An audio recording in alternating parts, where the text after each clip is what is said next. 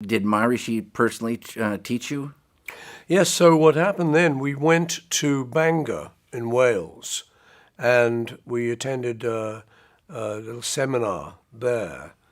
And as you know, there were always lots of flowers around Maharishi. So it was always a very, nature was very involved. You got the feeling, he often used to carry the flowers. So it was this feeling of connection with nature that was very grounding. And then eventually we went out to Rishikesh with him, which Right. was more sustained. How long had you been meditating when you went to Rishikesh? I'm not sure of the exact timings because it was 40 years ago, but I would say a month or so. Uh-huh.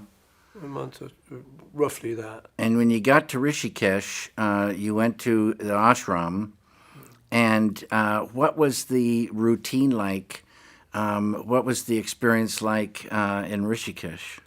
It was great. It was very straightforward, very simple.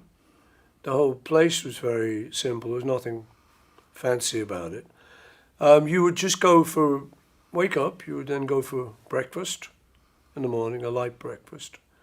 You just socialize a bit with the other members and just get to know each other. And then you would go back for your morning meditation. You'd go back to your room. We had little chalets kind of thing. Mm-hmm. Each of us had little rooms, which were very simple but adequate. And you would just sit and you would meditate. And then there was lunch. And you'd socialize and chat and stuff. And then you'd meditate in the afternoons. Sometimes Maharishi would have a meeting every so often with you. And you could talk to him about your experiences, and he would, just help, guide you. Mm-hmm. And then in the evening, there was a kind of question and answer session, which was slightly more formal. That was in a hall. And we would all just be in there, all the students, and Maharishi would come on and talk, and then he would take questions. He would just listen about people's experiences, and that was the sort of thing that happened each day. Uh-huh. Did you write? How many songs did you write in Rishikesh? Do you think? We wrote quite a few between us. Yeah, we had some good inspiration, and in the times when we weren't meditating, we had our guitars with us. Right. So we would. We do quite a little bit of writing. It was inspirational. Yeah. It wasn't all about meditation. It was just you felt good.